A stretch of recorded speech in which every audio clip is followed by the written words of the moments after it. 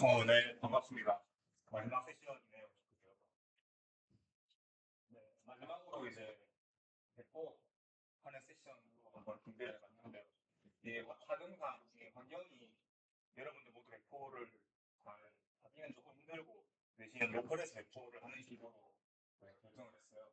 근데 이렇게 해서 상관이 없는 게 어차피 뭐 이거를 서버 하나 파서 하는 그 과정은 똑같기 때문에 그게 더 어려운 나중에 배포 좀 가셔서 그게 어려운 점은 없지 않나 이렇게 생각이 듭니다. 네, 그래서 배포를 하는 데 있어서 조금 알아야 될 네트워크 지식하고 로컬 환경에서 LMS 가상 PSP를 활용해서 뭐 로컬 배포하는 거를 목표로 세션을 진행해 보도록 하겠습니다. 우선은 이제 배포를 하기 전에 LMS 스코어백 같은 걸좀 풀어야겠죠. 근데 이거는 본토 세션을 할때 두 번째 시간이었나? 거기서 나왔던 걸로 기억을 해서 크게 딥하게 들어가지 않을 거예요. 여러분도 아시는 것처럼 이제 클라이언트 하면은 일반적인 사용자가 되겠죠. 어떤 데이터를 들여가는 사용자가 될 것이고 서버라고 하면 이제 그 요청을 받아서 적절한 데이터를 돌려주는 그런 역할을 하는 놈이 서버다. 알고 계신 게 되려고요. 이 서버를 올라가 되는 내용이 하지만 그래도 분류를 할 수가 있어요. 뭐 정형화된 분류는 아닌데 보통 이런 식으로 분류를 한다고 합니다. 우선 첫 번째로는 이제 사용자의 응답에 적절히 요청을 주는 안된 거죠. 응답에 적절히 응답해주는 그런 역할을 하는 게 있고요. 두 번째로는 이제 내가 알아서 인공적으로 그런 역할을 수행하는 그런 서버가 있습니다. 마지막으로 이제 하이 퍼포먼스 컴퓨팅 HPC라고 해서 고성능을 제공하는 서버가 있는데 첫 번째 같은 경우는 가장 흔한 형태죠. 뭐 메일 서버, 웹 서버, 파일 서버 뭐 등등 여러분들이 접하시는 가장 흔한 종류의 서버가 첫 번째다 이렇게 말씀드릴 수가 있겠고요. 세 번째 같은 경우에는 이제 요즘 들어서 쓰고 있는 그런 뭐죠? AI, 딥러닝 아니면 뭐 빅데이터 이런 것들 고성능을 필요로 하는 그런 서버가 이제 세 번째 분류에 해당이 되고요. 두 번째, 능동적으로 자기가 일을 수행한다. 요거는 아마 한 번도 못 보신 분도 계실 거고 크게 볼 일이 없으실 분도 계실 거예요. 이거 같은 경우는 이제 능동적으로 그러니까 예를 들면 이제 IoT 같은 거 있죠. 다양한 기기들로부터 이제 정보를 받아서 그 정보에 따라서 적절한 판단을 내려주는 뭐 그런 서버가 있을 수 있겠고요. 그리고 그 예를 들어서 서버가 아마 수천 대가 될 때 그런 서버들이 이제 감시하고 관리해주는 그런 서버도 두 번째 서버에 해당이 된다. 이렇게 생각하시면 됩니다. 크게 중요한 건 아니고 여러분들이 주로 갖고 있는 서버는 이제 첫 번째 서버다. 이렇게 생각을 하시면 될 것 같아요. 그러면 클라이언트가 어떻게 서버로 요청을 날려서 어떻게 그 결과값을 받느냐 라고 한다면 이제 가장 기본적으로 IP라는 그런 개념이 활용이 돼요. 이거는 이제 상식이라고 생각을 하는데 개인적으로 IP라고 하면 이제 컴퓨터의 P는 주소죠. 인터넷상에서 컴퓨터 주소를 의미합니다. 그래서 IP는 이제 IPv4 인터넷 프로토콜 버전 4라고 하는 게 먼저 나왔고 IPv6 같은 경우에는 이제 IPv4가 이제 부족하다라고 해서 나온 놈입니다. 먼저 IPv4 같은 경우도 보면은 4바이트 구성이 되어 있고요. 8비트씩 4덩어리로 구성이 되어 있습니다. 그래서 여기 이런 식으로 세 자리 숫자씩 그 구성이 되는데 이런 식으로 세 자리씩 구성이 됩니다. 흔히 볼 수 있는 거고요. 이게 각각이 8비트고 네 자리니까 총 32비트로 구성이 되고 그러니까 저 IP가 만들어낼 수 있는 가지수는 2의 32승에서 한 40억 개 정도가 됩니다. 이게 처음에 만들어질 때는 크게 뭐 부족할 거다 이런 걱정을 안 했어요. 40억 개가 있는데 뭘 걱정을 하냐 이랬는데 지금은 이제 지구 인구만 해도 40억이 월등히 넘은 상태고 1인당 각자 인터넷에 연결되는 기기가 아마 두 가지 이상씩은 가지고 있는 추세다 보니까 부족해질 수밖에 없게 됐고요. 그래서 나온 놈이 이제 IPv6다라는 건데 이 놈은 16바이트로 구성이 됩니다. 그래서 16비트, 2바이트씩 8개 구성이 되고 여기 보시는 것처럼 이렇게 조금 어색한 이런 표현을 사용합니다. 근데 여기서 6개월짜리가 그랬는데 여기는 4자리밖에 없다고. 왜 이러냐면은 이 중간에 여기 콜론 2개가 있는데 얘는 이제 0을 나타냅니다. 0. 0이 계속 중복이 되다 보니까 이런 식으로 축약을 시켜서 좀 짧게 표현을 한다라고 보시면 될 것 같고 원래대로라면 그러니까 풀 IP를 다 써보면 4790 뒤에 0000이 4개가 더 붙을 거고 그 다음에 1111이 붙는다 이렇게 생각하시면 돼요. 길어지니까 줄였다 이렇게 보시면 됩니다. 그리고 통신에 사용되는 게 IP가 주로 사용이 되지만 맥 어드레스라는 놈도 사용이 돼요. 맥 어드레스는 아마 못 들어보신 분들도 계실 텐데 쉽게 생각하면은 여러분들 당시 통신 기기의 주소 그런가요? 통신 기기의 주소를 의미합니다. 다른 것이 이제 주민번호 같은 그런 역할을 하고요. 이게 이제 실제 통신을 하게 되면 이 ARP라고 하는 어드레스 리솔루션 프로토콜인가 뭐 어쨌든 그거에 의해서 IP랑 1대1 매핑이 돼서 서버로 요청이 나가는 그런 형태로 작동을 하게 됩니다. 그리고 이제 요청을 날려야겠죠. 요청을 날리면 그 수많은 경로 중에 하나를 픽해서 서버랑 연결이 돼야 되는데 그 루트를 찾는 과정을 이 라우팅이라고 하고요. 목적지 서버를 찾는 그런 과정이다 이렇게 생각하시면 되고 L3 스위치라고 하는 라우터라고 하는 장비에 대해서 이게 경로가 결정이 됩니다. 경로 결정하는 과정에서 당연히 IP랑 맥어드레스가 사용될 거고 아까 제가 말씀드린 것 중에 IP 주소가 모자란다 그렇게 얘기를 했는데 IPv4가 모자라서 이게 IPv6가 나온 것도 있지만 IPv6를 사용하려면 기존에 깔려있는 인프라를 좀 다 뜯어 고쳐야 되는 그런 사태가 발생을 합니다. 하드웨어도 바꿔야 되고 소프트웨어도 이렇게 좀 복잡한 IP를 지원하도록 좀 뜯어 고쳐야 되기 때문에 돈도 많이 들고 시간도 많이 들겠죠. 그래서 IPv6를 6로 넘어가기 전에 조금 최대한 IPv4 써먹자 해서 나온 게 이 퍼블릭 IP, 공인 IP라고 부르는 놈이고 버추얼 IP, 가상 IP, 파슬 IP라고 부르는 놈이고 이제 이 두 놈을 좀 온전히 사용할 수 있게 하기 위해서 게이트웨이라는 놈과 서버넷 마스크라는 놈이 이제 도입이 되었습니다. 아마 이거를 못 들어보신 분이 조금 많으실 거다라고 생각을 하는데 예시를 들어서 설명을 드리는 게 좀 나을 것 같아요.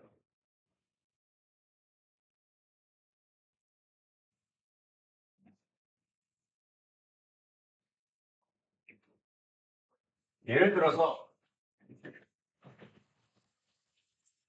어떤 집에 컴퓨터가 한 3대 정도 있다라고 볼게요. 컴퓨터가 3대 정도 있고 또 다른 집에도 컴퓨터가 3대가 있어요. 기본적으로 이 컴퓨터들이 인터넷과 연결이 되어서 통신을 하려면 각각은 IP를 일단 받아야 되죠. 왜냐하면 택배 관련된 생각하시면 돼요. 저희가 어떤 걸 보낼 때 받는 사람의 주소도 있어야 되지만 반대로 보내는 사람의 주소도 있어야 문제가 생겼을 때 반품도 하고 이런 식으로 돌아가기 때문에 여기서도 보내는 사람도 IP가 필요합니다. 그래서 각각의 IP를 받았다고 해볼게요. 근데 이 지구에 이 집이 독립밖에 있는 게 아니잖아요. 수십억 가구의 집이 있어요. 그러면 이 IT 기기, 인터넷에 연결된 기기는 뭐 1000억 이상 헤아릴 수 없을 정도로 많이 있겠죠. 그래서 생각한 게 뭐냐면 얘를 각각의 한 개씩 IP를 주지 말고 하나만 주자라고 보완을 하게 됩니다. 그래서 이런 식으로 네트워크를 묶어버리는 거예요. 얘도 각각 주지 말고 이거를 대표하는 하나의 아이템을 주자 라는 생각을 하게 됩니다. 그리고 이 컴퓨터들은 각각 부여받은 대표 IP를 통해서 생각하게 되는 거죠. 그러기 위해서는 중간에 이 세 기기를 대표해서 통신을 할 수 있는 이런 장비를 하나 놓게 되고 이거는 이제 이렇게 연결이 되겠죠. 이런 식으로 연결이 된 다음에 얘들이 이제 인터넷이라고 하는 어떤 망에 연결이 되는 거예요. 여기서 이 장비가 아까 말씀드린 라우터 다른 놈이 되는 겁니다. 그리고 이 라우트에 고유하게 들어가는 IP를 이제 공인 IP라고 부르는 거고, 퍼블릭 IP, 공인 IP라고 부르는 거고, 여기도 이제 퍼블릭 IP가 들어가는 거겠죠. 근데 그만 보면 제가 아까 모든 IT 인터넷 세계를 느끼는 교수를 가져야 된다고 했어요. 근데 지금은 통신을 이렇게 대표하는 IP를 통해서 하도록 세팅을 해놨죠. 그러면 지금은 얘들은 공인 IP가 없는 상태라는 거죠. 이거는 말이 안 된단 말이에요. 그래서 구하는 게 뭐냐면은 저기 보이는 사슬 IP라는 건데, 사슬 IP는 이제 이놈이 이 인터넷과는 별개로 이놈이 관리하는 IP다 이렇게 보시면 돼요. 그래서 가장 편하게 볼 수 있는 게뭐 192.168.0.2 이런 것들, 이런 형태로 가능이 되는데, 어쨌거나 각각은 이 라우터들이 유효한 IP를 가지고 통신을 하게 됩니다. 그러니까 예를 들어서 여기 있는 놈이 여기 있는 놈한테 연결을 할까라고 하면, 예를 들어서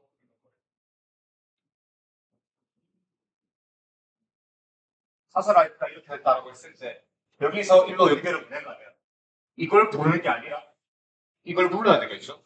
예를 들어서 2.2.2.2 여기 1.1.1.2라고 하면 여기 있는 놈은 2.2.2.2를 불러야 1로 가게 됩니다. 왜냐하면은 사설 IP를 부른다라고 하면 얘는 이거를 찾지를 못해요. 왜냐하면 얘가 경로 탐색을 할 때 얘가 볼 수 있는 놈은 이것밖에 없거든요. 여기는 이 라우터가 관리하는 놈이기 때문에 내가 관리하는 걸 남한테 안 보여줘요. 그래서 저희 놈 입장에서는 얘를 통제하지 못하니까 얘로 불러서 요청을 날려야 된다. 이렇게 생각하시면 돼요. 그리고 이놈들이 얘에 접속할 일도 생길 수가 있어요. 예를 들면 여기에 부여된 IP를 조금 바꾼다던가 아니면은 밖에서 들어오는 연결을 좀 열어줘. 이거를 포트 바이블링이 아니라 포트 코딩이라고 하는데 중간에 그런 것들을 하기 위해서 얘한테 접속해야 되는 게 생긴단 말이에요. 그럴 때 사용해야 되는 IP가 저기 보이는 게이트웨이. 이 게이트웨이.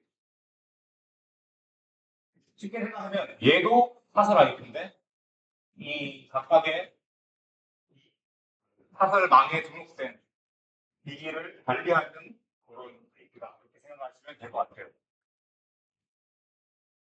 그리고 이제 이렇게 묶여졌죠. 네트워크가 각각 하나씩 묶여졌는데 얘를 이제 근거리 통신만 가지고 랜이라고 부르기로 했어요. 얘도 랜이겠죠. 이 랜이 이제 뭐 이 가정집 단위가 아니고 예를 들면 어떤 하나의 시 아니면 군을 단위로 묶여 있다. 그러면은 MAN인가 그렇게 되고요. 이게 국가 단위로 묶여 있다 하면 이제 WAN이라고 하는 WAN이라고 하는 그런 명칭으로 불리게 되는데 원리는 이거랑 똑같습니다. 어쨌든 간에 IP가 고정해지니까 이런 식으로 망을 나눠서 서브 네트워크를 구축을 해서 각각 IP를 주면 IP 돌려받기 할 수가 있다. 이렇게 생각하시면 될 것 같아요. 그래서 이 맵 어드레스가 어떻게 이 통신에 사용이 되느냐를 잠깐 보면 이게 인터넷으로 표현이 되어 있지만 사실은 수많은 라우터들의 어떤 집합으로 이루어져 있을 거고 이 라우터들은 얼기설기 엮여서 어디서 어딜 가든 다 동호가 있게끔 되겠죠. 이놈이 여기까지 간다라고 했을 때 먼저 얘한테 물어보겠죠. 내가 원하는 놈이 우리 네트워크 안에 있냐를 물어보게 되고 얘는 그럼 찾아보고 쓰면 일로 요청을 넘겨주고 있으면 뭐 여기 있는 놈 아마 연결시키겠죠. 근데 없으니까 넘어왔어요. 또 얘도 찾아보겠죠. 메인에 연결된 놈 중에 있냐. 보고 있으면 연결시켜주고 없으면 또 다른 놈한테 넘기고 해서 이놈까지 오게 되고 이놈은 찾는 게 있으니까 이놈이랑 연결이 되겠죠. 그래서 경로가 이렇게 해서 이렇게 연결이 될 거예요. 근데 받았으면 돌려줘야 되잖아요. 돌려주는 거는 어렵지가 않은데 왔던 게 그대로 가면 되니까 이렇게 쭉 가면 되겠죠. 근데 문제가 여기 이놈이 이제 사설 IP를 보여준다는 거 말씀을 드렸는데 사실 이 IP라는 게 조금 유동적이거든요. 어떤 이 망 상태에 따라서 조금 사용자가 돌린다 하면 좀 그때그때 사용하지 않는 놈 IP 찾아버리고 보고 않는 놈 주고 이런 식으로 조금 왔다 갔다 거리는 그런 경향이 있어요. 그 말이 뭐냐면은 이놈이 받은 IP가 바뀔 수 있다. 그래서 이놈의 IP가 0.2였는데 통신을 보내고 결과를 받는 사이에 얘가 3이 돼버리면 IP만으로는 이놈을 못 찾잖아요. 얘 입장에서는 못 찾게 되니까 얘 입장에서는 IP가 바뀌어도 내가 정보를 받아야 돼. 그러니까 내 주민번호를 같이 보고 얘가 정보를 받으면 IP로 찾고 만약에 해당되는 게 없으면 내 주민번호를 가지고 찾아서 나한테 줘. 이렇게 하기 위해서 이제 네버드레스가 같이 넘어갔다가 돌아오면서 활용이 되는 거죠. 이해가 되셨을까요? 설명이 조금 많이 그런 것 같긴 한데 이해가 되셨으면 좋겠고요.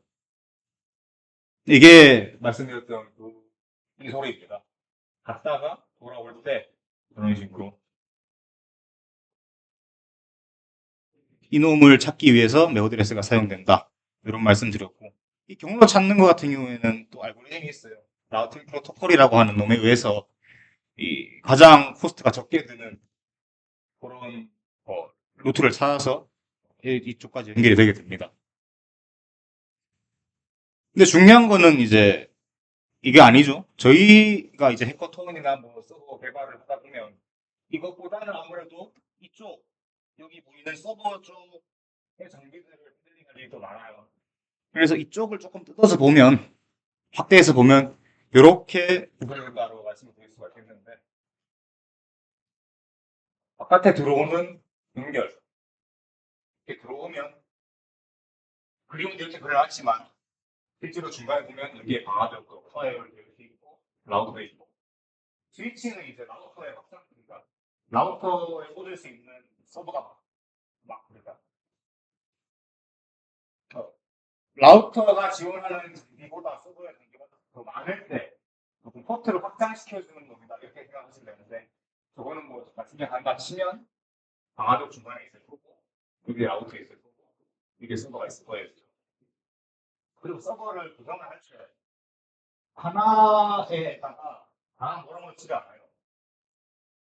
왜 그러냐 하면은 이따가 시간이 남으면 조금 설명을 드리고 그래서 보통 어떻게 하냐면 서버가 이렇게 있다라고 하면 서버가 이렇게 있으면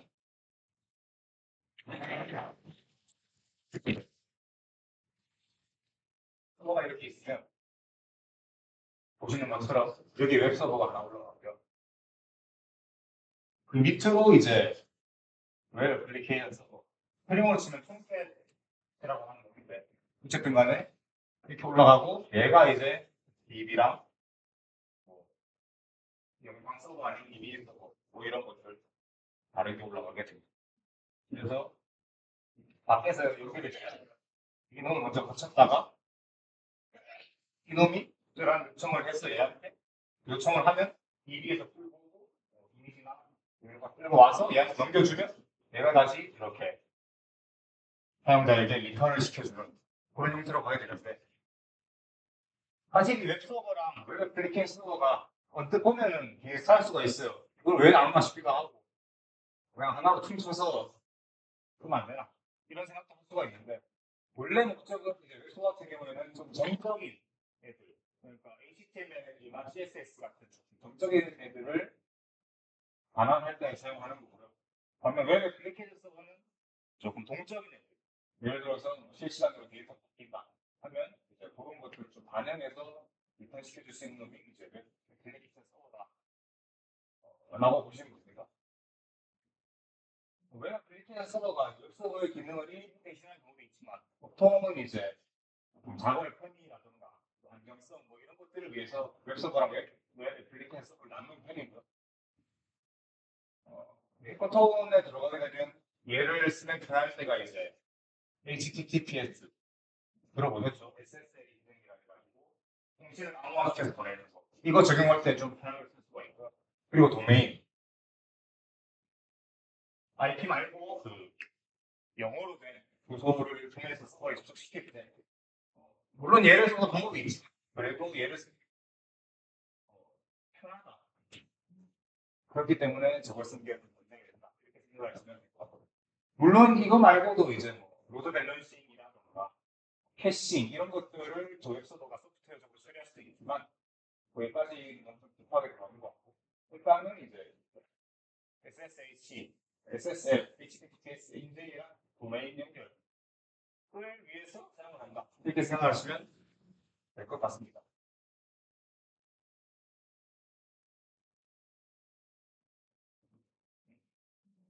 보시는 것처럼 잠깐 설명을 드렸던 부분이고요. 서브 도메인이라고 하는 개념도 좀 나오는데 얘는 뭐냐면 티켓에서 도메인 하나로 따로 여러 페이지를 보여주는 그런 기능이다. 이렇게 생각하시면 될 것 같아요. 예를 들면 이제 저희 경북대학교 홈페이지가 K1.20캐들이죠. 근데 앞에 컴퓨터라는 접두사를 쓰시면 저희 컴퓨터 학부 홈페이지를 연결이 됩니다. 그러니까 knu.ac.kr이라고 하는 주소 하나로 본부 홈페이지도 돌리고 저희 컴퓨터 홈페이지도 돌리고 어디 뭐 경제통상 홈페이지 돌리고 이런 식으로 여러 개의 페이지를 서비스하기 위해서 연결을 분기시키기 위해서 이 서브 도메인을 사용한다. 당장은 이렇게 생각을 하시면 될 것 같아요. 그리고 제가 아까 말씀드린 게 웹 애플리케이션 서버에도 SSL을 적용할 수 있고 웹 서버에도 SSL 그러니까 HTTPS를 적용할 수 있다라고 말씀을 드렸는데 이거를 둘 다 적용해야 되느냐 이런 의미도 드는 수가 있어요. 그거는 이제 상황에 맞춰서 여러분들 서버가 어떻게 만들어져 있느냐에 따라서 조금 유동적으로 봐주시면 되는 부분이에요. 그림은 제가 이렇게 그려놨지만 얘를 하나의 컴퓨터에 돌릴 수 있긴 하거든요. 가상화시키니까 논리적으로 분리를 시켜서 사용할 수가 있는데 어쨌든 간에 그거는 하나의 컴퓨터에서 돌아가는 거니까 정보가 유출될 일이 없죠. 웹서버와 웹 애플리케이션 서버 사이에는 정보가 유출될 일이 없어요. 얘를 왜 적용하냐 생각해보면 결국 정보 유출 때문에 하는 거잖아. 근데 이 둘 사이에 연결은 유출될 일이 없으니까 얘는 굳이 적용할 필요가 없겠죠. 그러니까 얘만 적용해서 중심시키면 되겠다라는 거고. 만약에 얘랑 얘가 물리적으로 다른 컴퓨터로 구성이 되어 있다라고 하면 그때는 조금 상황을 봐야 돼. 얘 둘이 연결된 네트워크를 쭉 봐서 만약에 얘네 둘을 조금 보충할 만한 그런 여지가 있다라고 하면 적용될 게 맞는 거고 뭐 그럴 걱정 없으면 필요 없겠죠. 마찬가지로 얘만 적용시켜서 통신시키면 됩니다. 근데 마지막으로 얘랑 얘가 다른 컴퓨터로 분리되어 있고 네트워크마저 다르다면 쉽게 생각하면 아예 다른 공간에 서버가 설치된 경우겠죠. 그럴 경우에는 어디가 하면 둘 다 연결을 HTTPS로 해주는 것이 데이터 유출로부터 그나마 안전해질 수 있는 방법이다. 이렇게 생각을 하시면 될 것 같아요. 근데 이게 또 절대적인 건 아니거든요. 같은 서버에 두 개가 구축이 되어 있다고 해서 얘만 적용을 했을 때뭐 프링에서 에러를 넣을 수도 있고 보안 문제 있다고 뒤집어질 수도 있으니까 그런 부분을 이제 상황에 맞춰서 조금씩 조정을 하시면서 적용하는 게 맞는 거다. 이렇게 생각을 하시면 될 것 같아요. 기본적으로는 이렇게, 이론상으로는 이렇게 적용하시면 됩니다.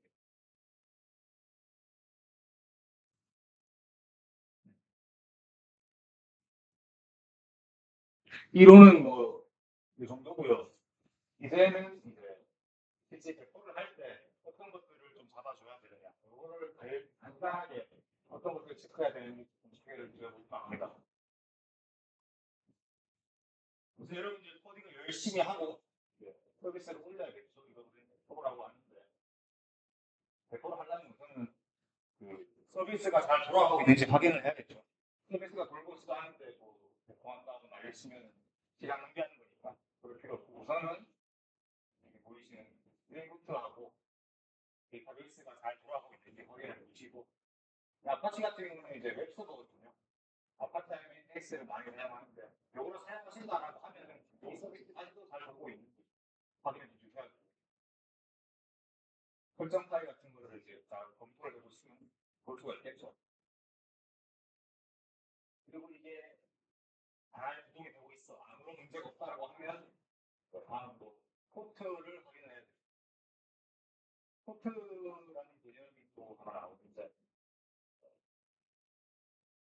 네트워크상에서 서비스가 대응할 수 있는 통로 다 정해져 있거든요. 그걸 우리는 포트라고 부르고 쉽게 생각하면 여러분들 고속도로에서 비정 사선된 그거 하잖아요. 도로가 이렇게 있으면 여기는 뭐 트럭만 갈 수 있고 트럭이 일로 오면 안 되고 뭐 여기는 추월할 때만 써야 되고 이런 것들이 있잖아요. 그거를 생각하시면 좀 편할 것 같아요. 서비스도 이제 아무 포트나 막 사용하면 되는 게 아니고 저희가 지나가야 될 길이 정해져 있다. 이렇게 보시면 돼요. 그래서 대표적으로 HTTP 인터넷 연결에 사용되는 거죠. 이동은 80으로 사용하고 HTTPS는 443이라고 하는 많은 걸 사용을 하고 데이터베이스 같은 경우에는 DBM에 따라 조금 다르긴 하지만 보통은 마리아DB, MySQL은 336을 사용을 하게 됩니다. 그리고 뭐 HTTP? 아니 있을지 모르겠는데 이건 21번 나와요. 이런 식으로 정해져 있으니까 이 포트가 공신이 되는지 이 포트를 사용해서 서버가 입력을 받아낼 수 있는지 그걸 체크를 해야 돼요. 이 포트 여는 건 이제 라우터에서 하죠. 왜냐하면 라우터가 여기 연결된 모든 공신을 관리하기 때문에 이 포트를 열고 닫는 것도 이동이 하게 됩니다. 그래서 얘가 잘 수동을 확인한 다음에 얘한테 나중에 포트 100번 쓸 테니까 좀 열어줘 라고 해야 바깥에서 얘한테 연결이 안 열어주면은 여기에도 그냥 니가 해버리고 열어주면 얘가 하는 연결을 이거 돌려가는 그런 구조로 작동을 하게 됩니다. 그 다음으로 확인해야 될 게 이제 얘도 과도인데 여기서 말하는 과도가 이제 서버 안에 이게 가격은 제가 아까 말씀드린 이 밖에 이렇게 있다라고 말씀드렸는데 근데 이게 좀 비슷한 말이에요. 그래서 돈이 없거나 하면 얘를 설치를 못하겠어. 그런 때 사용하는 게 이제 가격이라고 했죠. 이 안에다가 가격을 구해내는 그런 프로그램이 있습니다. 보통 클라우드에는 보통 웬만한 거 없고요. 네, 로컬로 그거를 사서 돌리는 그런 프로그램이 있다고 하죠. 서비스로 구동을 하는 경우에는 아마도 발매스 강수도 있으니까 체크를 해보셔서 만약에 제대로 서비스 잘 돌아가는데 접속이 안 된다. 그러면은 이 부분도 조금 확인을 해봐야 된다. 그렇게 생각을 하셔야 되고 여기 사사라이트, 익스터널라이트 같은 경우에도 클라우드는 크게 관련이 없어요. 왜냐하면 클라우드를 사용할 경우에는 클라우드 인스턴스 파일이 페이지에서 쉽게 파악을 할 수가 있고 저런 걸 신경 쓰지 않아도 그냥 하는 건 그냥 다 되는 거거든요. 들어가는 이런 식으로 자기가 그걸 설치지 않는 정도까지 관리를 해야 되는 상황이다. 프레미스 상황이다라고 한다면 저희 하나에 여러분들 내 아이 이 마을 이런 식으로 가야 되겠죠. 얘네가 잡지식으로 알아두면 좋지 않을까 해서 넣어봤고요. 확인 다 됐으면 이제 대주면 되겠죠. 포트 포워딩은 아까 말씀드린 거 연결시키는 그런 과정. 포트 포워딩 하고요. 근데 우리가 이게 아닌 도메인 이 부분은 이제 실제로 서버에서 출력할 때 사용하는 도메인 같은 경우에는 선택이라서 뭐 허용 안 하겠다 하면 동일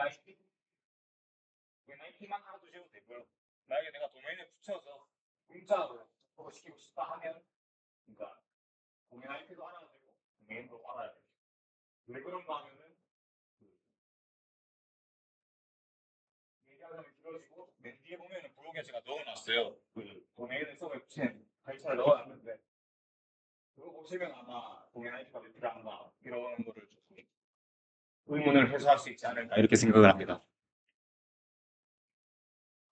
이 부분은 지금 할 건 아니고 이따가 실제 배포해보면서 설명드릴 거고,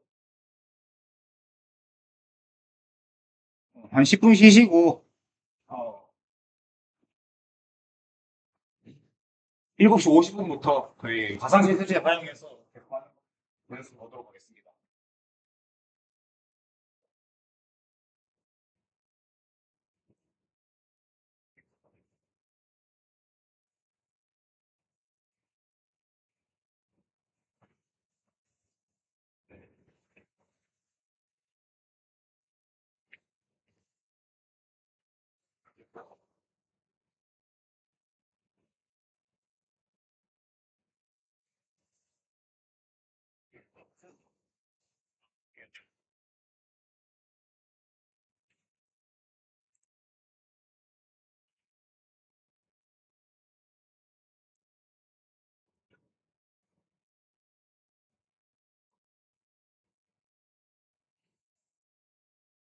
들어가시면 좌측 하단에 점 9개 누르고 터미널로 들어가 봅시다.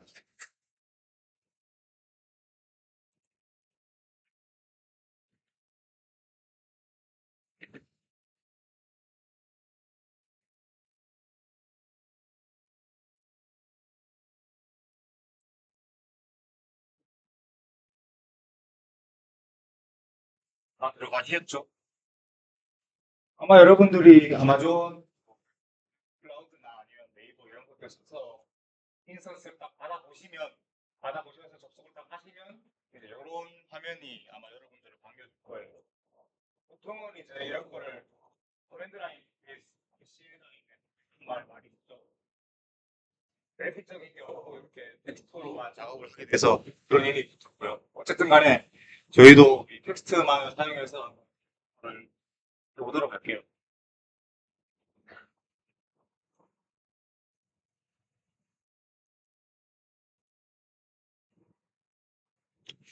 배포 과정을 간략하게 조금 이렇게 되거든요. 처음에 당연히 자바 설치해줘야 되고요. 환경명도 등록을 해줘야 되고, 그리고 이제 GitHub에서 가져와서 빌드하고, 빌드하기 전에 뭐 데이터베이스 주소 같은 거 구성하고, 빌드 실행시키면 끝나는 거거든요. 그리고 이 설치하실 때 자바 JDK 같은 경우에는 버전을 좀 맞춰주셔야 돼요. 보통은 1.7로 쓰셨겠지만, 그래도 가끔 가다가 조금 최신 버전을 쓰고 싶다 하시는 분들은 아마 20이나 20에 체크하실 텐데, 그런 경우에는 요거 맞춰가지고 설치해줘야 되는 것 참고 부탁드리고, 바로 자바 JDK 한번 설치해 보도록 할게요. 리눅스 같은 경우에는 윈도우 마냥 exe 파일을 켜서 하는 게 아니고 리포지토리라는 곳이 있어요. 거기서 그 파일을 받아서 자동으로 설치시켜주는 그런 시스템이 있는데, 우분투 같은 경우에는 이제 apt라고 하는 놈을 사용하거든요. 우선은 시스템 업데이트를 한번 해줄 거니까 apt 업데이트라고 하는 커맨드를 실행을 해줄게요. 만약에 퍼미션 에러가 뜨면 앞에 sudo라고 하는 슈퍼유저 도구라는 뜻인데, 어쨌든 간에 sudo를 붙이고 커맨드를 날리면 이렇게 잘 넘어가거든요.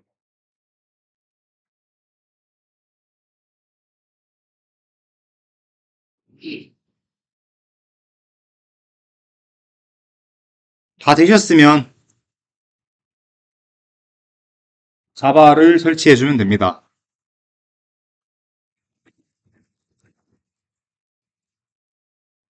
오픈 JDK 17.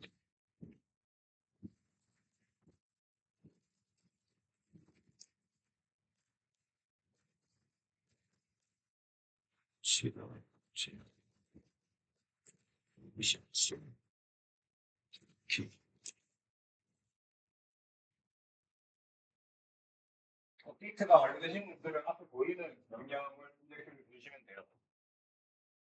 앞에 두 개는 이제 OpenJDK라고 하는 자바 개발 툴이고, 뒤에 VIM은 커맨드형 텍스트 에디터입니다.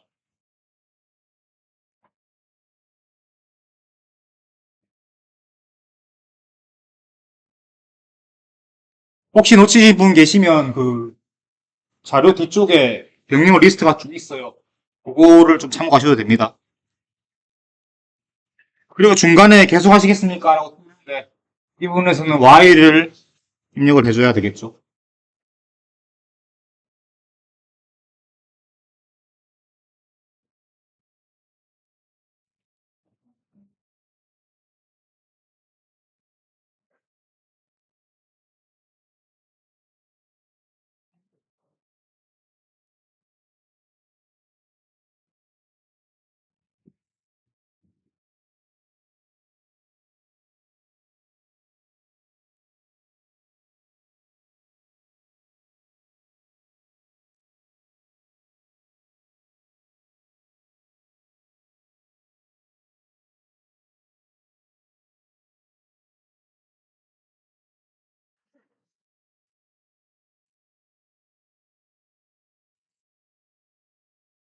안 되시는 분 많으세요, 혹시? 안 되시고. 여기는 다 되시는 쪽이고. 아, 좀 되게 내시죠? 아, 다행입니다. 그럼 내실 때까지 조금만 기다렸다가 진행해볼게요.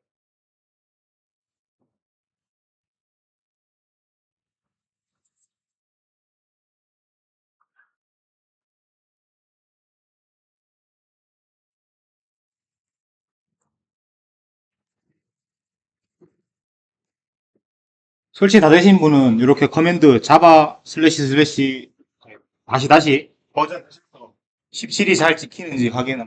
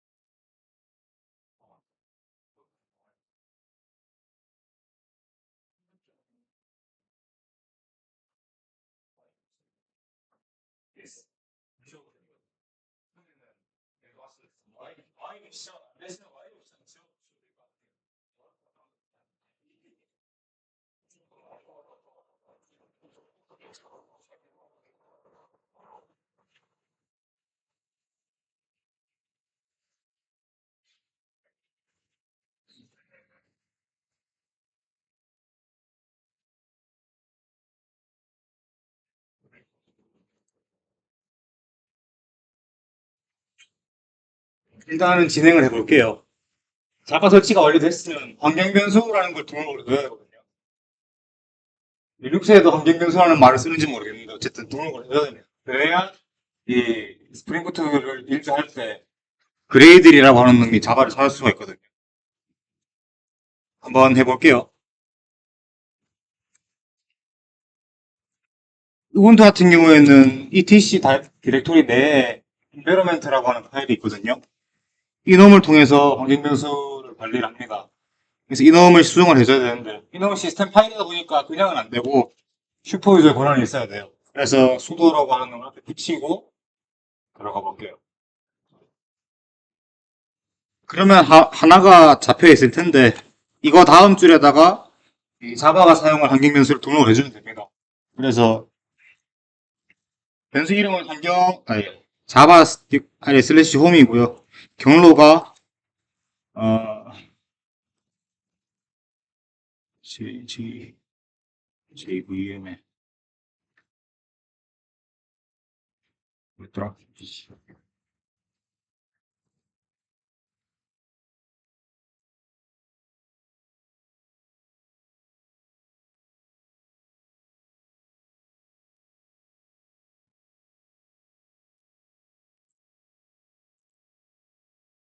경로가 이렇게 되거든요.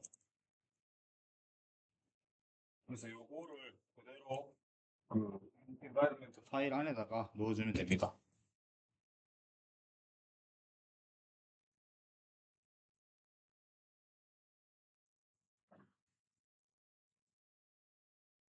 혹시 입력 안 되면 insert 눌러가지고 그 모드를 바꿔주시면 될 거예요.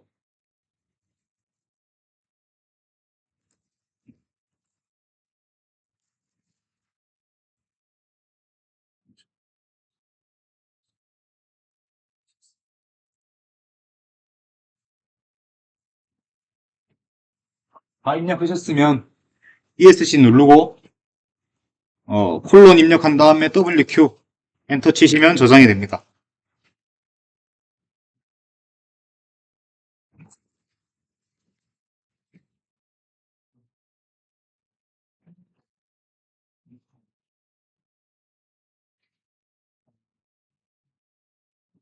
그리고 환경변수를 수정을 했으니까 반영을 해줘야 되는데 원래는 재부팅을 해야 되거든요. 근데 이게 재부팅 하면은 다 날아가 버려가지고 그냥 재부팅하지 않고 바로 적용을 한번 해보겠습니다.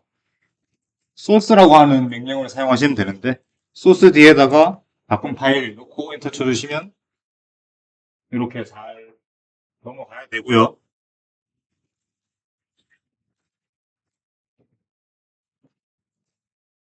에코하고 달러 표시 다음에 자바 홈 입력했을 때 그렇게 경로가 잘 출력이 되면 정상적으로 완료가 되신 겁니다.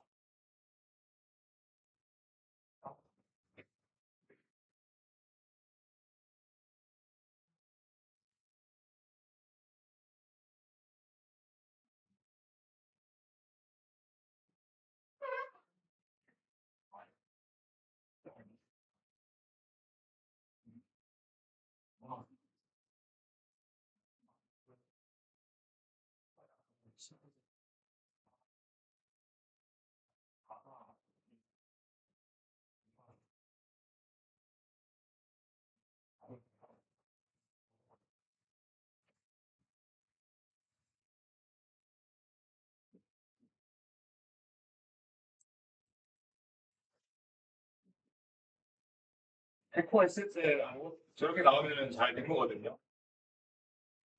잘 되셨으면 이제 GitHub에서 소스 코드 한번 가져와 보도록 할게요. 깃이 기본적으로 설치가 되어 있기 때문에 그냥 윈도우에서 하시던 것처럼 하시면 되고 git 클론 다음에 그 레포지토리 주소를 사용하시면 됩니다.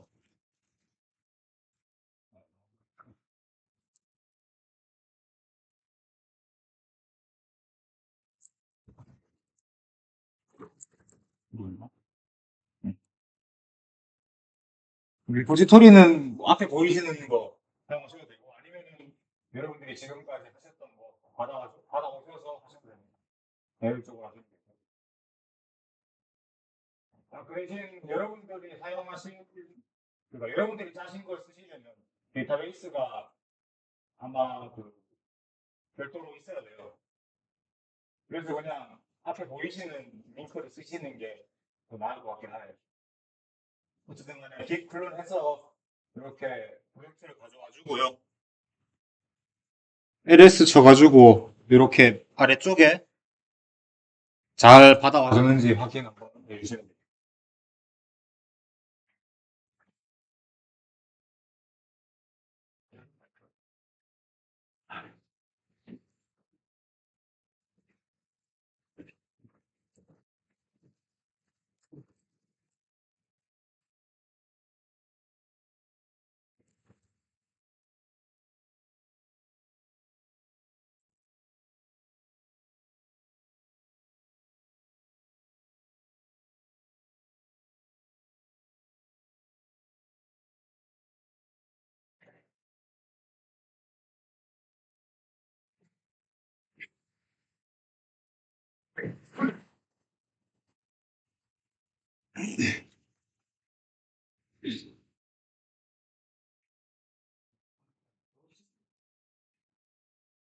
다 받으셨으면 이제 빌드를 한번 해볼게요. CD라고 하는 게 이제 체인지 디렉토리죠. 받아놓은 그 프로젝트 폴더 안으로 들어가서 보면은 이 그레이드 W라고 하는 파일이 있거든요. 이 놈을 통해서 실질적으로 빌드를 진행을 하게 됩니다. 그래서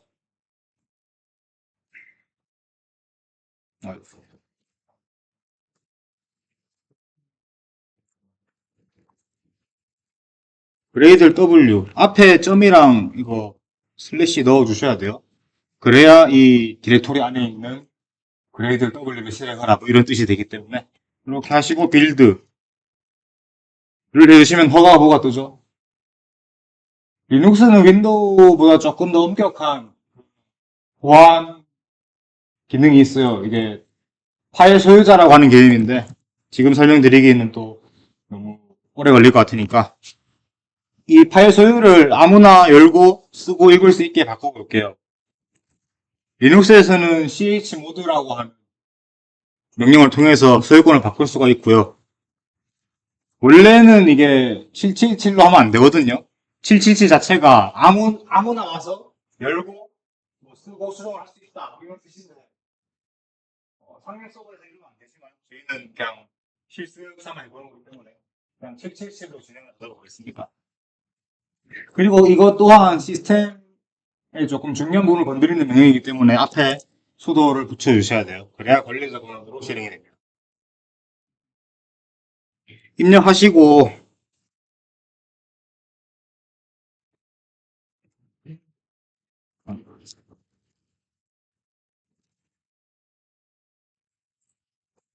보시면 이쪽에 보면 이렇게 뭐 DRXW 뭐쭉 있죠. 이거 자체가 이제 아무나 읽고 쓰고 수용할 수 있다. 이런 뜻으로 인내를 합니다. 만약에 안 되시는 분들은 CD 띄우고 점점 치셔서 상위 벡터를 이동하신 다음에 CH 모드를 입력해 주시면 아마 잘 될 거예요.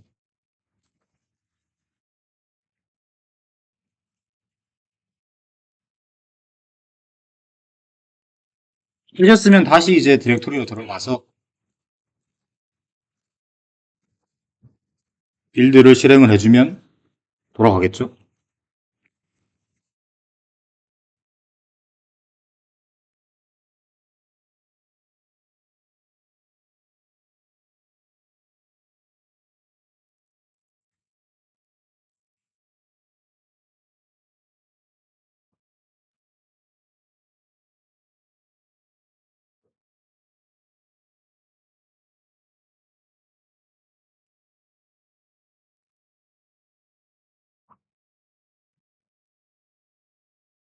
혹시 에러 안 뜨시는 분 계신가요? 없죠. 만약에 빌드를 하다가 이렇게 에러가 떴다라고 하면 이 뒤에다가 디버그라는 다시 붙이고 디버그라는 놈을 붙이게 되면 이런 식으로 과정이 쭉 떠요. 문제가 있으면 저기 위에 보이는 텍스트 중에 뭐가 있겠죠?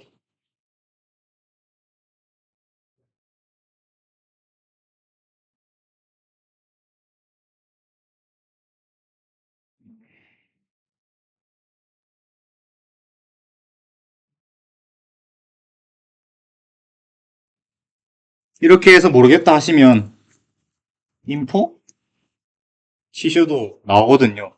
여기 보시면 캔나 파인드 심볼을 해서 이 부분에 문제가 있다라고 이렇게 알려주는 경우도 있으니까 만약에 해코드를 하시면서 빌드 하다가 에러 왔는데 못 찾겠다 하시면 아까 말씀드린 디버그 옵션이나 인포 옵션 요거 입력하셔서 문제되는 부분 파악할 수 있으니까 참고하시면 될 것 같고 지금 같은 경우에는 이 셋 그레이드라고 하는 놈 때문에 에러가 왔는데 이게 세터를 사용한 거거든요. 그 말은 이제 세터가 적용이 안 됐다 이렇게 볼 수도 있는데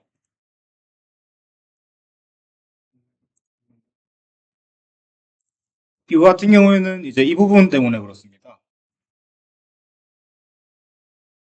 인텔리지에서 코딩을 하실 때는 이런 식으로 Enable Annotation Processing이라고 하는 옵션이 아마 활성화가 되어 있을 거예요. 이게 뭐냐면 그 프로젝트에 들어가 있는 애니메이션들을 먼저 컴파일한다. 이런 의미거든요. C로 따지면 이제 전처리기죠. 샵 인클루드가 먼저 컴파일되는 것처럼 이거를 체크해놨을 때 이제 그 어노테이션이 먼저 컴파일되고 나서 소스 코드가 컴파일되는데 이쪽 같은 경우에는 그게 없죠. 그게 없기 때문에 이 set grade라고 하는 섹터가 정해지지 않은 상태에서 컴파일을 하려다 보니까 에러가 나는 거예요. 그래서 어떻게 해결하느냐 하면 이제 이런 식으로 디펜던시에서 이 어노테이션 프로세서라고 하는 부문을 추가해 주시면 되거든요. 얘 같은 경우에는 이제 롬복이기 때문에 롬복을 먼저 땡겨와서 컴파일해라 라는 구문에 해당하는 이 어노테이션 프로세서하고 org 어쩌고저쩌고를 추가를 해주시면 됩니다. 리눅스 커맨드에서 수정을 해주면 되겠죠. 에디터 열고 build.grade 안에 프로퍼티즈 설정을 하니까 들어가 줍시다. 들어가서 내려보면 이렇게 롬복이 지금 하나만 되어 있고 어노테이션 프로세서 처리가 안 되어 있죠. 그래서 이거 위에다가 추가를 해주시면 됩니다. 음.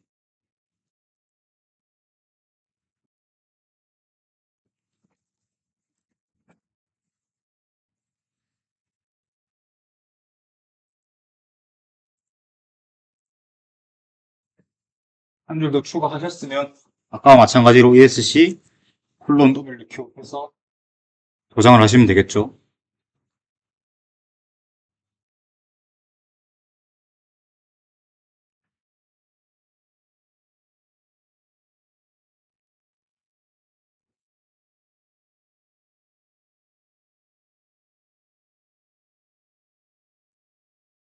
이렇게 수정하시고 다시 그레이드 부분을 빌드 해보시면 아마 빌드가 잘 되실 겁니다. 조금만 있다가 하고 할게요.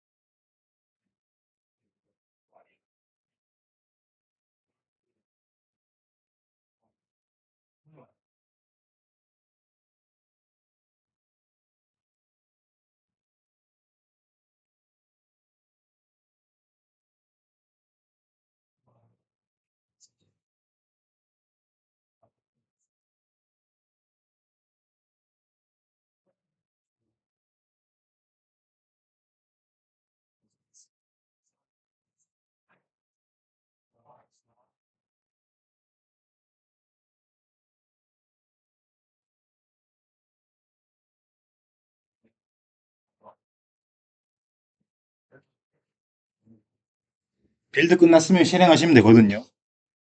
이게 자바 파일이니까. 그리고 컴파일 한 걸 보면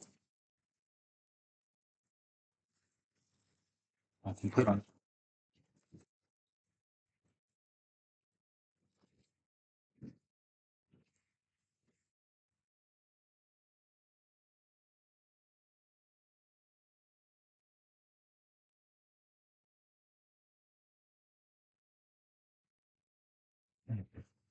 컴파일 된 거는 이제 빌드 폴더 안에 립스 안에 있거든요. 이렇게 두 가지가 있는데 뒤에 플레인 안 붙은 걸로 실행을 해줘야 돼요. 그래서 자바 그리고 얘가 JAR 파일이니까 다시 JAR 해놓고 컴파일돼서 만들어진 파일을 넣어주면 됩니다.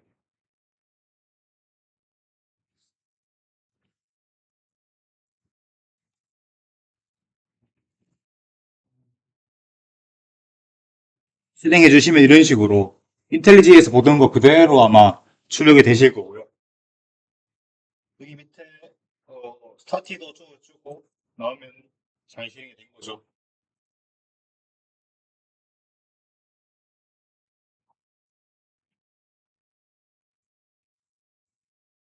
실행했으니까 확인을 해봐야 될 텐데 확인도 커맨드로 한번 해볼게요. 터미널 하나 더 열어주시고 위에 보면 플러스 있거든요. 누르면은 열립니다.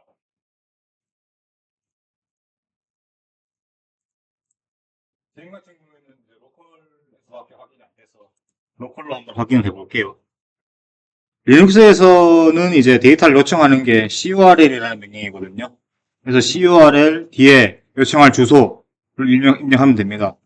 로컬호스트 8080 이고 이거 제가 그때 처음 CRLD 할 때 썼던 거라서 아마 이런 식으로 데이터가 그냥 날아오거든요.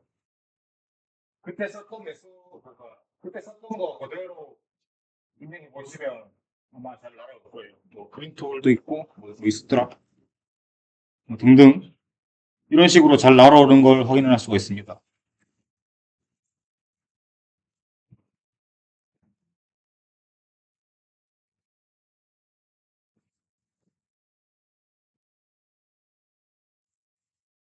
다 되셨나요?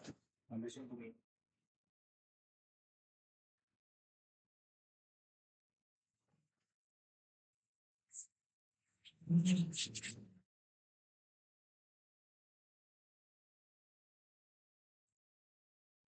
그럼 이제 터미널 닫고 다시 한번 볼까요?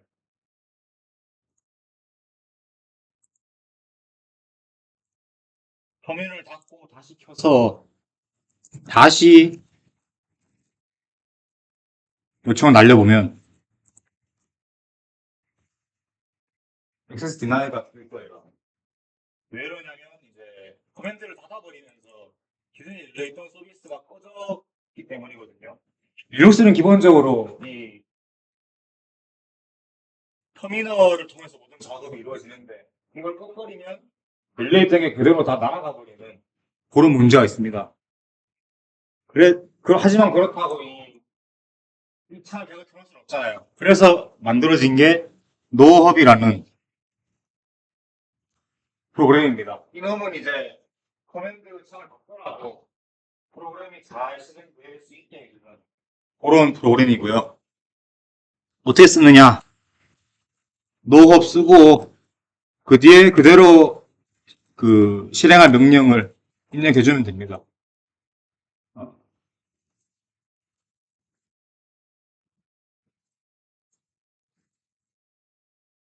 그리고 뒤에다가 %를 꼭 붙여주셔야 백그라운드로 돌아가게 됩니다. 안 붙여주시면 아마 상을 닫아버리면서 그냥 꺼져버릴 거예요. 그래서 이렇게 노업 뒤에 자바 어쩌고저쩌고 하는 커맨드 쓰고 %까지 붙여주시면 이런 식으로 한 줄 뜨고 커맨드 입력이 되거든요. 이러면 이제 백그라운드로 돌아가고 있는 중이고 서비스가 다시 요청을 날려보면 에러 안 나고 잘 날아오죠. 이 창을 껐다가 다시 켜서 다시 날려봐도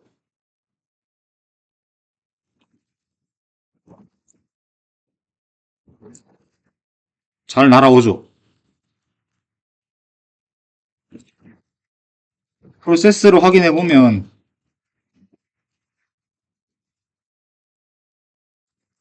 이런 식으로 계속 백그라운드에서 돌아가고 있기 때문에 이 창을 꺼도 잘 구동이 되는 거고요. 이 프로세스가 이제 그 스프링부트 프로세스가 되겠죠. 그럼 이걸 어떻게 끄느냐? 뭐 다시 랩하려면 꺼야 되잖아요. 꺼야 되지 않겠습니까? 끄는 거는 간단합니다. 킬 해버리면 돼요. 킬에다가 뒤에 인자로 PID라는 놈을 주면 되는데 PID는 이거거든요. 이걸 어떻게 띄우냐면은 다시 PSEF 치시고 바 치신 다음에 .j 그랩 한 다음에 .jar 하시면은 저 JAR이라는 문구가 들어가 있는 프로세스 이름이 쭉 나와요. 스프링부트 같은 경우에도 파일 이름이 JAR에 들어가 있기 때문에 그런 식으로 나오는 거 볼 수가 있고 여기서 이 두 번째 인자 이거는 시스템마다 다를 텐데 두 번째는 요게 PID라고 하는 프로세스 ID라고 하는 놈이 되거든요. 그래서 이걸 확인한 다음에 kill PID 해주시면 172 이런 식으로 PID를 쳐주시면 종료가 되고요. 다시 확인해보면 없어진 걸 볼 수가 있어요. 그리고 요청을 날려봐도 에러가 나겠죠?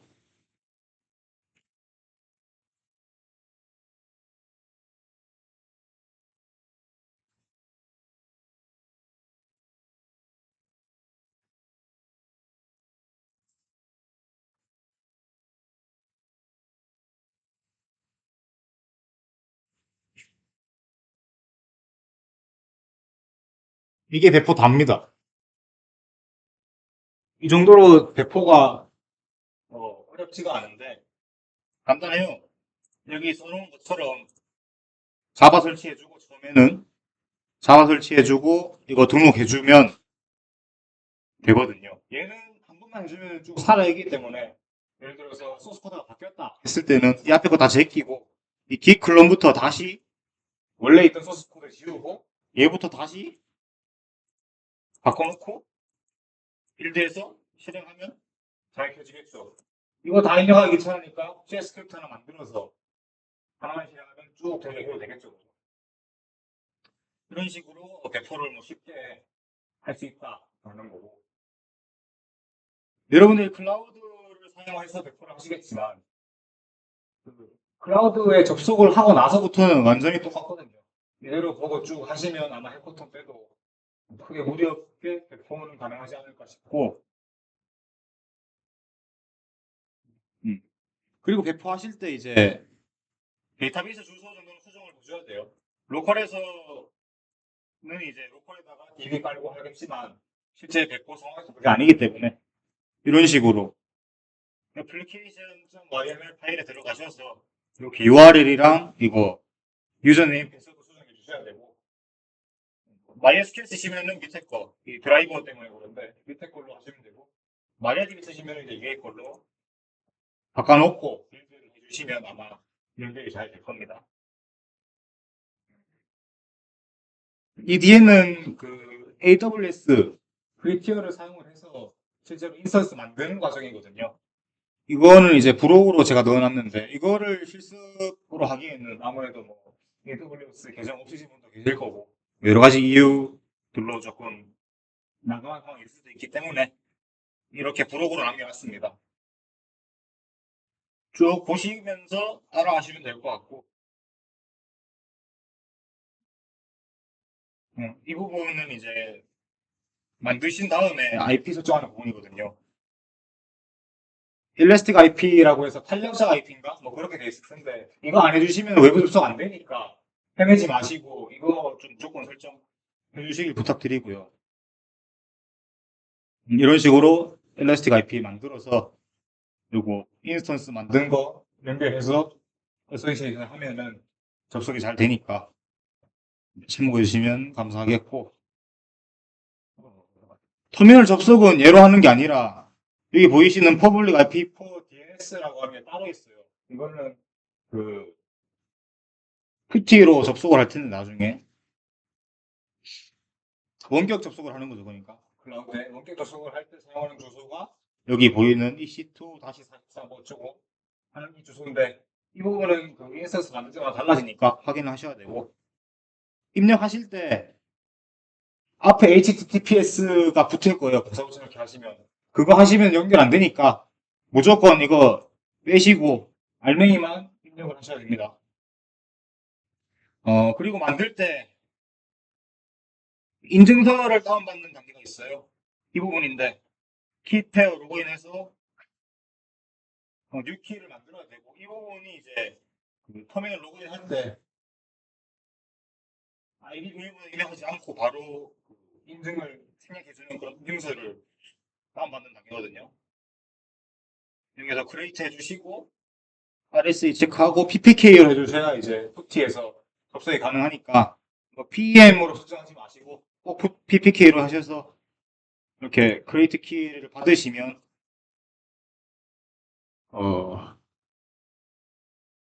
이런 식으로 하나 생겨요. PPK 파일이. 그러면 이거를 잘 기억해 놨다가 푸티에서 등록을 한 다음에 접속을 하시면 됩니다. 이런 식으로 여기 들어가서 이거 인증서 세팅하고 주소 세팅하고 오픈하면은 딱 그 접속이 된다. 이렇게 생각하시면 돼요. 다 써놨으니까 아마 보시면서 하시면 크게 무리는 없지 않을까 이런 생각이 들고. 그리고 스프링부트 같은 경우에는 8080을 쓰니까 따로 포트 포워딩을 등록을 해주셔야 돼요. 여기서 처음에 만들 때 포트 등록하는 거는 SSH 원격 접속하고 HTTP, HTTPS 이렇게 세 가지만 기본적으로 지원이 되거든요. 그래서 이거는 22번이고 80번이고 43이잖아요. 8080 없으니까 인스턴스 만들어 놓고 따로 여기 페이지에 접속을 하셔서 시큐리티 탭에서 이렇게 커스텀 TCP 잡아놓고 8080에 소스는 애니웨어를 해주셔야 누가 접속하든지 간에 잘 접속이 될 거고 요청도 잘 날아갈 거다. 이 부분을 놓치시는 분들도 은근히 많이 계시니까 꼭 좀 기억을 해주셨으면 좋겠습니다. 탄력성 IP하고 포트 지정 두 가지는 잊으시면 안 돼요. 그래서 세팅 다 하고 아까처럼 빌드해서 실행하고 다른 PC에서 IP 딱 알려오면 이런 식으로 데이터가 잘 날아올 겁니다. 오른쪽 같은 경우는 이제 그 클라우드 인스턴스 원격 접속 화면인데 잘 연결이 되면 이런 식으로 로그가 쭉쭉쭉 올라가는 거 보실 수가 있을 거고요.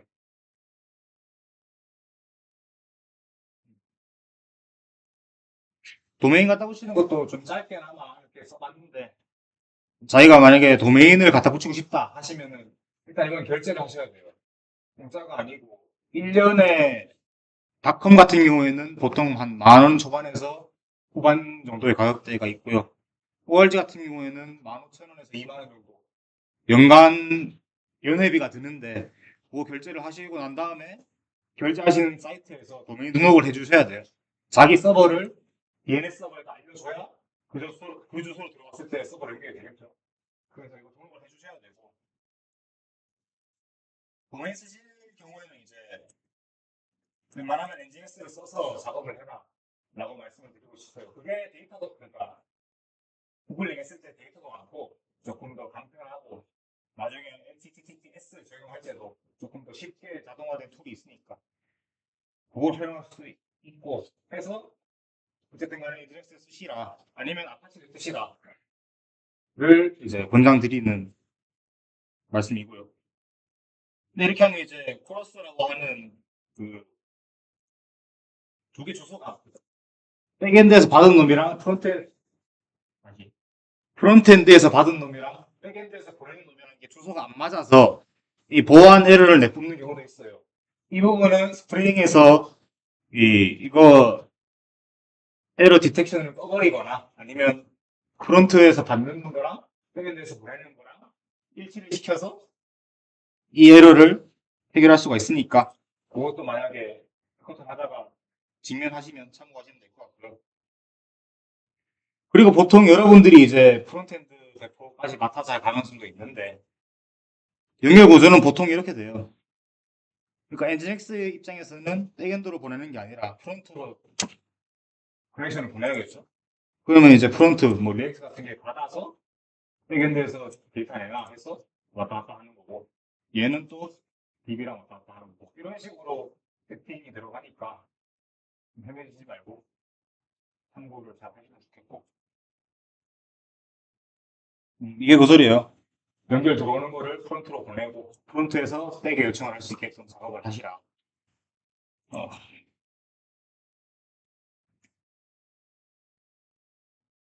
이 정도만 해도 이제 해커톤 가셔서 헤맬 일은 없지 않을까 이런 생각이 드시고 만약에 혹시 하다가 조금 뭐 안 되거나 좀, 좀 저기 하다 하시는 부분이 있으면 연락 주시면 또 알려드리도록 하겠으니까 네.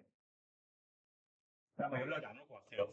워낙 꼼꼼하게 제가 만들어 놔가지고 충분히 할 수 있지 않을까 이런 생각을 합니다.